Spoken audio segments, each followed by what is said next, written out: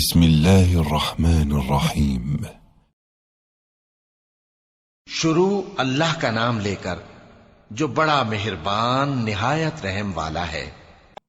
والنازعات غرقا والناشطات نشطا والسابحات سبحا۔ ان فرشتوں کی قسم جو ڈوب کر کافروں کی جان کھینچ لیتے ہیں، اور ان کی جو مومنوں کی جان آسانی سے نکالتے ہیں، اور ان کی جو تیرتے ہوئے جاتے ہیں پھر لپک کر آگے بڑھتے ہیں۔ فالسابقات سبقا فالمدبرات امرا یوم ترجف الراجفہ۔ لپک کر آگے بڑھتے ہیں، پھر دنیا کے کاموں کا انتظام کرتے ہیں کہ وہ دن آ کر رہے گا جس دن وہ زلزلہ آئے گا۔ تتبعها الرادفہ قلوب یومئذ واجفة ابصارها خاشعہ۔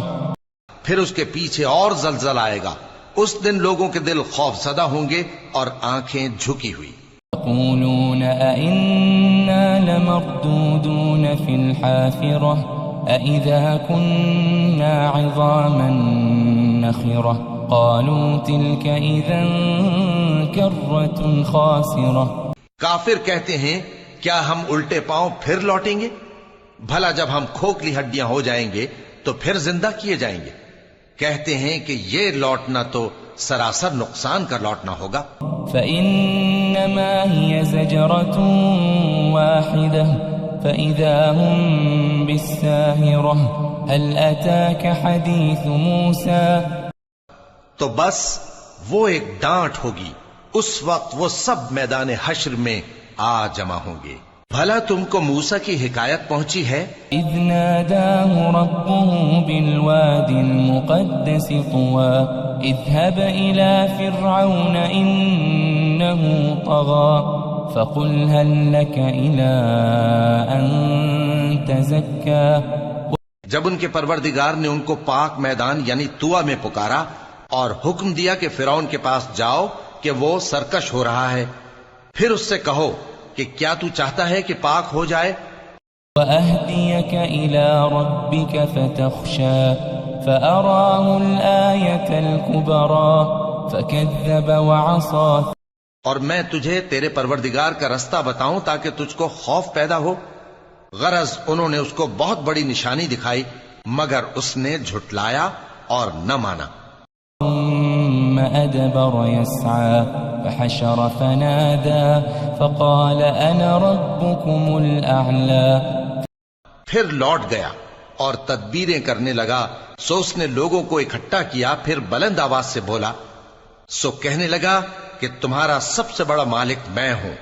فأخذه الله نكال الآخرة والأولى إن في ذلك لعبرة لمن يخشى أأنتم أشد خلقا أم السماء بناها۔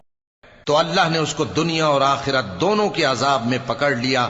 جو شخص اللہ سے ڈر رکھتا ہے اس کے لیے اس قصے میں عبرت ہے۔ بھلا تمہارا بنانا مشکل ہے یا آسمان کا؟ اللہ نے اس کو بنایا، اس کی رفع سمكها فسواها وأغطش ليلها وأخرج ضحاها والأرض بعد ذلك دحاها۔ چھت کو اونچا کیا پھر اسے برابر کر دیا، اور اسی نے رات تاریک بنائی اور دن کو دھوپ نکالی، اور اس کے بعد زمین کو پھیلا دیا۔ أخرج منها ماءها ومرعاها والجبال أرساها متاعا لكم ولأنعامكم۔ اسی نے زمین میں سے اس کا پانی نکالا اور چارہ اگایا اور اس پر پہاڑوں کا بوجھ رکھ دیا، یہ سب کچھ تمہارے اور تمہارے مویشیوں کے فائدے کے لیے کیا۔